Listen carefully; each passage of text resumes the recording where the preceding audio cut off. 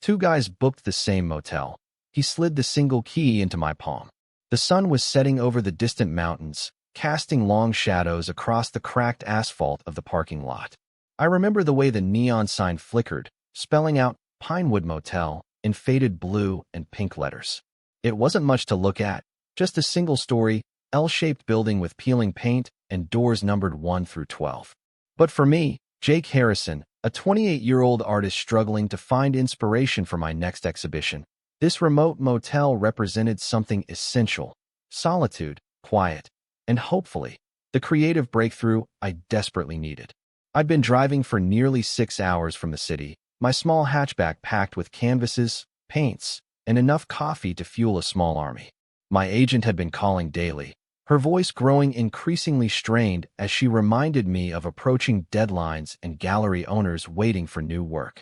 "Just give me 2 weeks," I had promised her. 2 weeks in the middle of nowhere, and I'll come back with something worth showing. At least, that was the plan. The motel office smelled of cigarettes and pine-scented cleaner. Mrs. Patel, the owner, barely looked up from her crossword puzzle as I signed the guest book. "Room 7, she said, sliding a single key attached to a faded plastic keychain across the counter. "Checkout's at 11. Breakfast is continental, served from 6 to 9. Her tone suggested this was the most exciting information she'd ever had to share. I nodded, thanked her, and headed back to my car to grab my bags. The gravel crunched beneath my boots as I made my way to room 7, located right in the middle of the row of identical doors.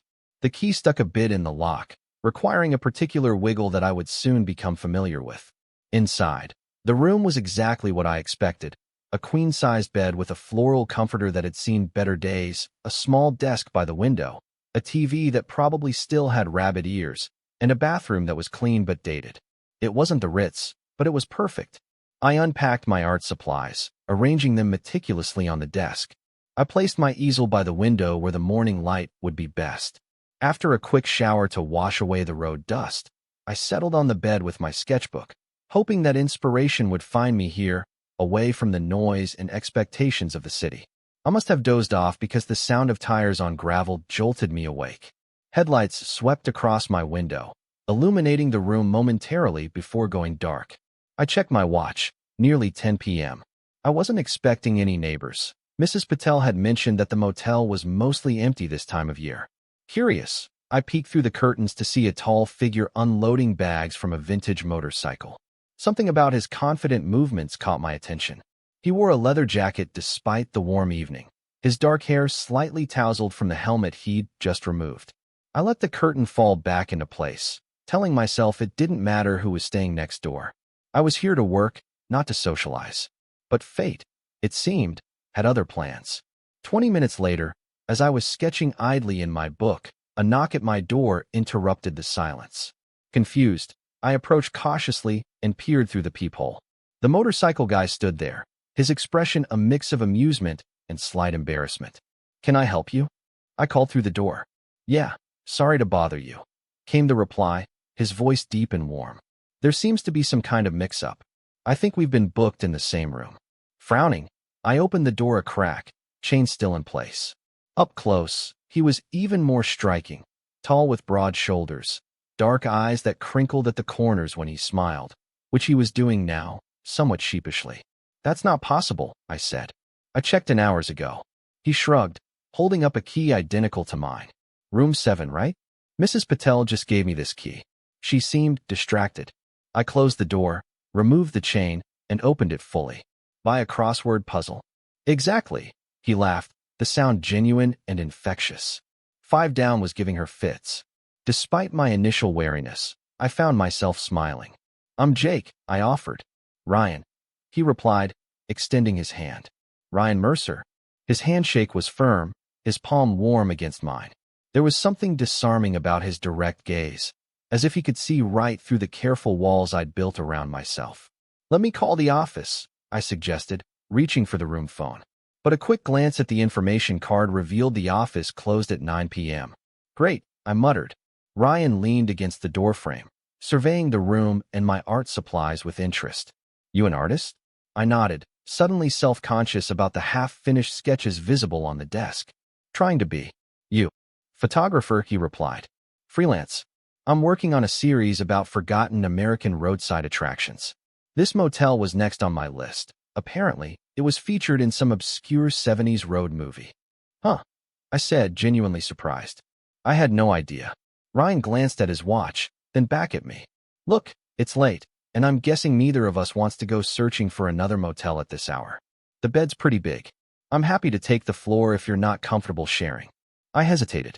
Sharing a room with a stranger wasn't exactly what I had in mind when I came here seeking solitude.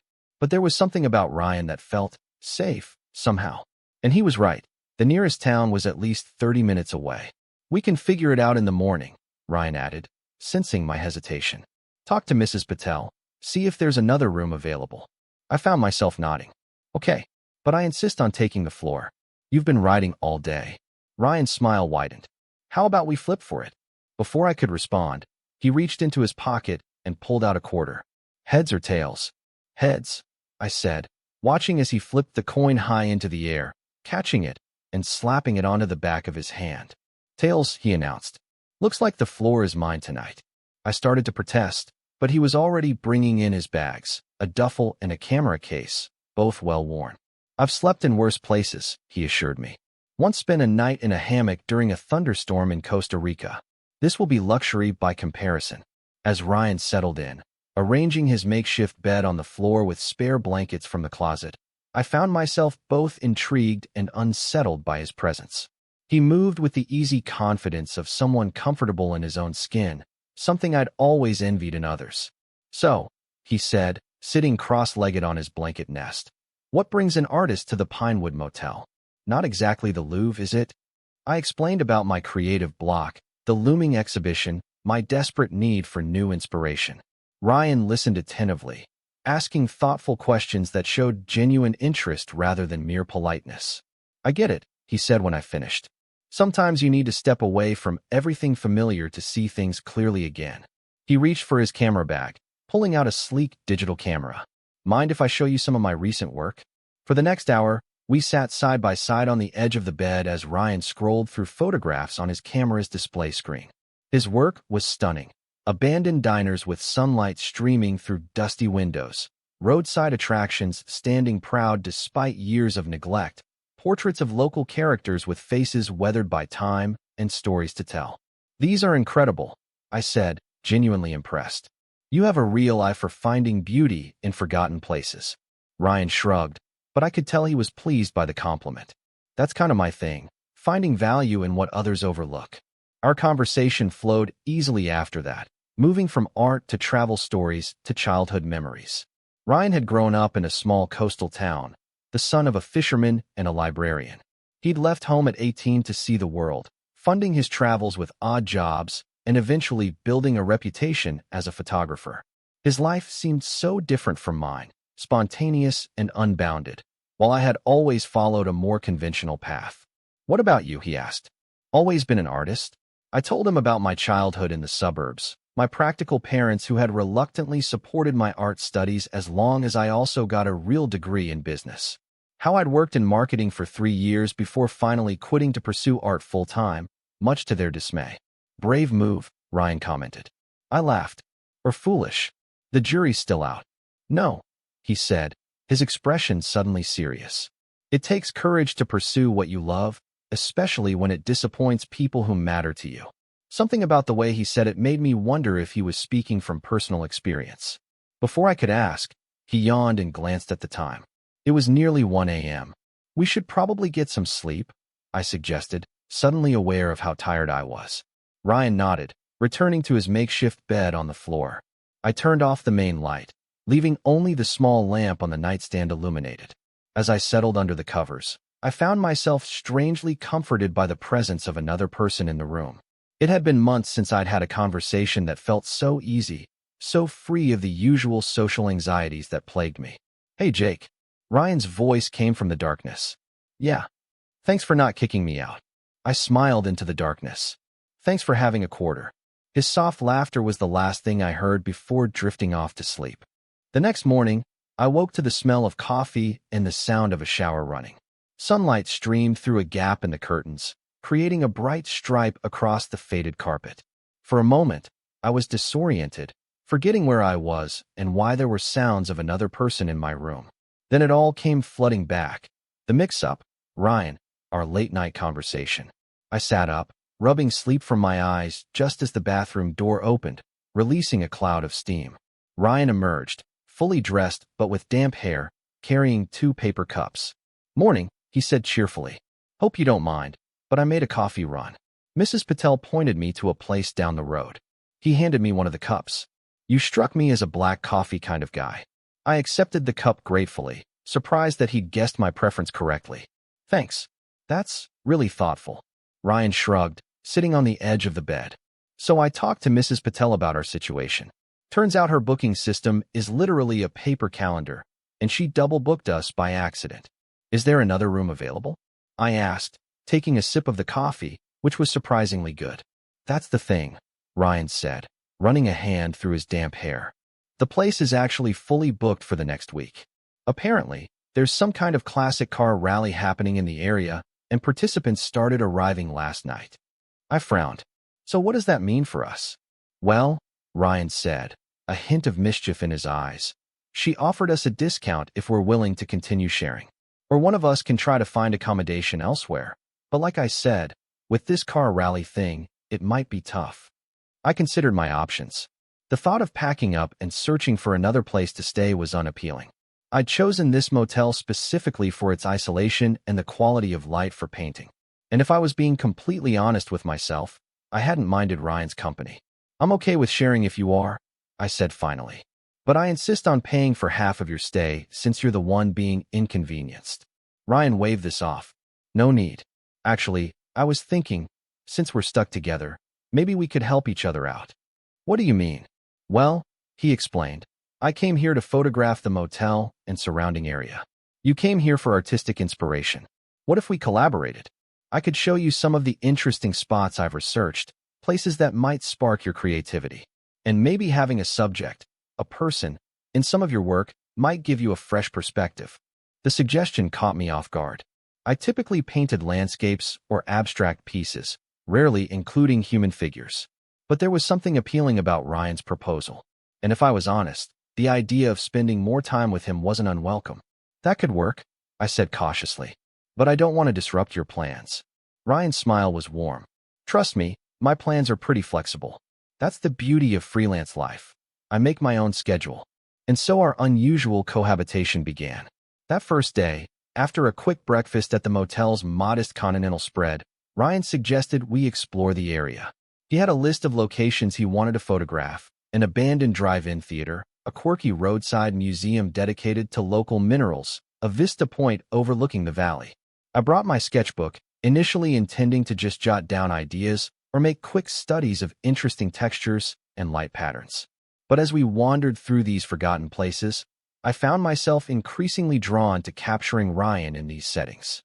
The way he interacted with the spaces, his obvious delight in discovering unusual details, the thoughtful concentration on his face as he lined up a shot, all of it fascinated me.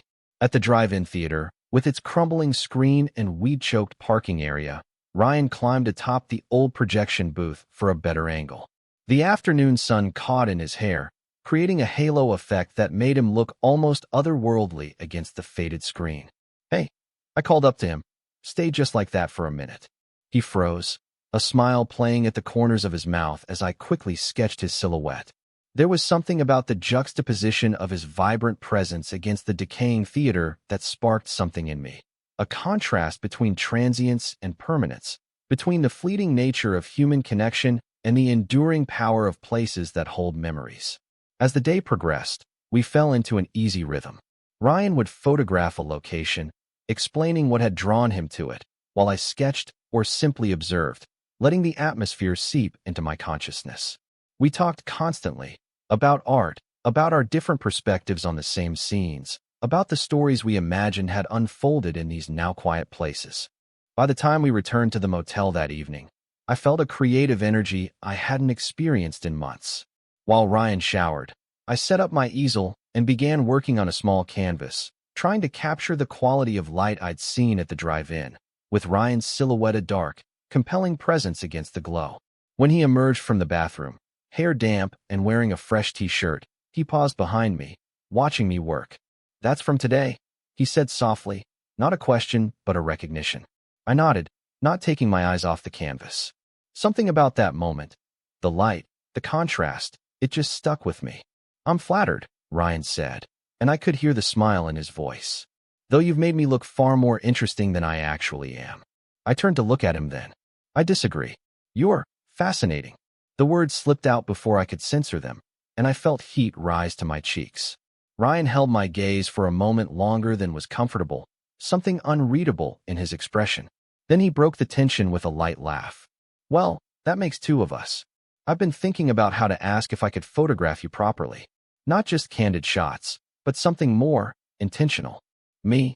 I was genuinely surprised. "Why would you want to photograph me?" Ryan moved to his camera bag, pulling out his equipment. "Because you have one of those faces that changes completely when you think no one's watching. When you're focused on your art or looking at something that moves you, there's an openness there that's compelling." Now I was definitely blushing. "I'm not very comfortable in front of a camera." "Trust me," Ryan said, adjusting his lens. "The best subjects rarely are." That night, after we'd ordered pizza to the room and shared a six-pack of beer, Ryan showed me the photographs he'd taken of me throughout the day. Candid shots I hadn't even noticed him taking. In them, I looked different from how I saw myself. More intense, more alive somehow. Particularly striking were the images of me sketching at the drive-in, my face upturned to study Ryan on the projection booth, concentration etched into every line of my expression. "See what I mean?" Ryan said softly. "There's a story in your face." I didn't know how to respond to that, so I changed the subject, asking about his plans for the photography series. But as we talked late into the night, sharing the bed this time without the awkwardness of the previous evening, I felt something shifting between us, a deepening connection that both thrilled and terrified me. The next few days followed a similar pattern. We'd explored during the day, Ryan photographing and me sketching or collecting visual references. In the evenings, I would paint while Ryan edited photos on his laptop.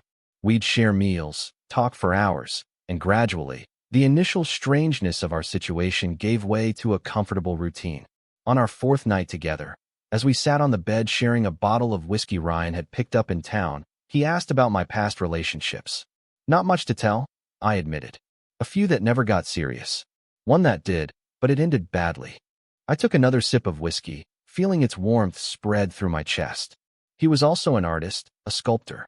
We were together for almost 2 years, but eventually he got a residency opportunity in Berlin. I couldn't go, or didn't want to. I'm not sure which anymore. So we ended it. Ryan nodded, processing this information. "Do you regret not going?"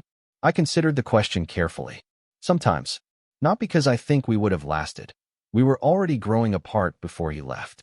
But because I wonder if I've made a habit of choosing safety over risk, staying put instead of leaping into the unknown." "And what about you?" I asked, passing him the bottle. "Any great loves in your nomadic life?"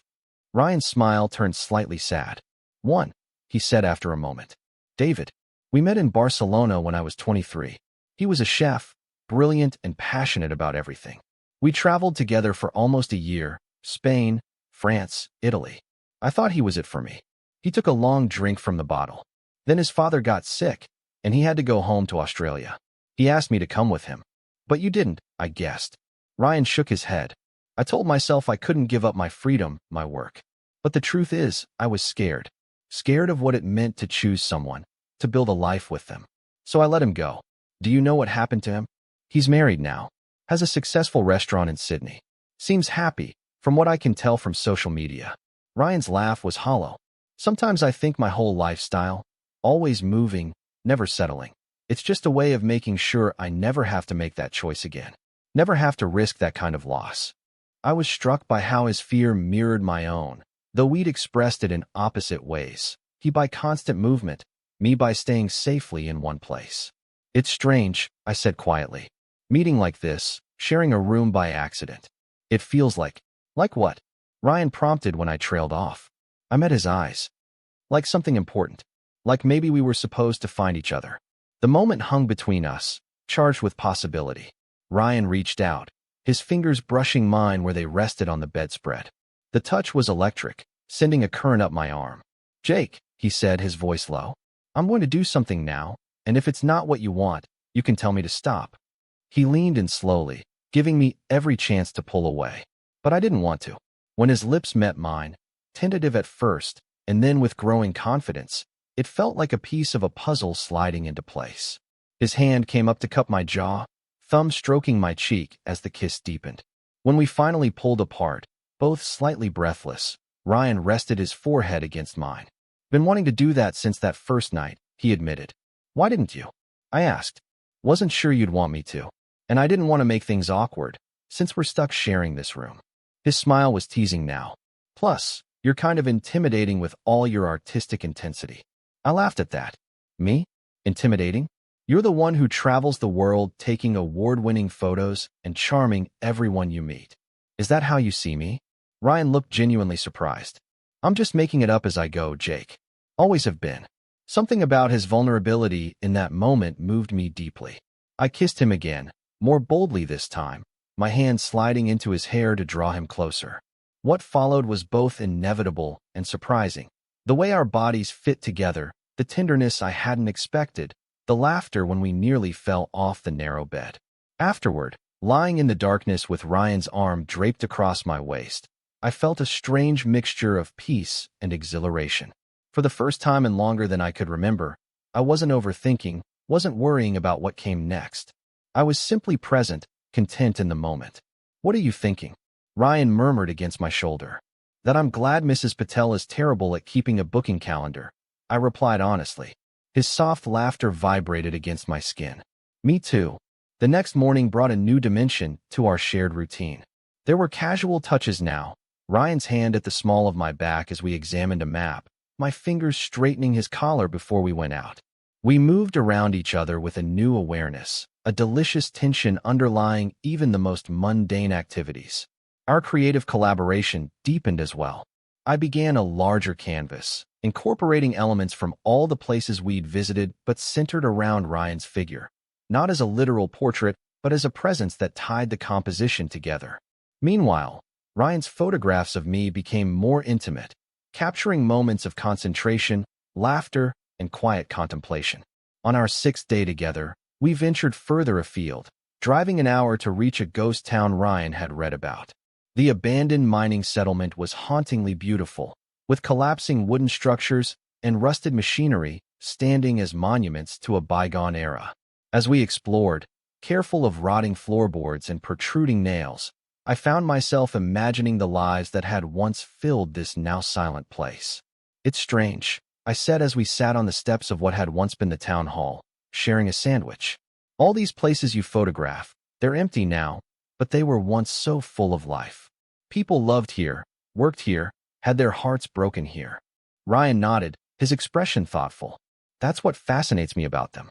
They're like physical memories. Proof that something mattered, even if it didn't last forever. Is that why you don't stay in one place? I asked. Because nothing lasts forever anyway? He considered this, taking a sip from his water bottle. Maybe. Or maybe I'm just looking for the right reason to stop moving.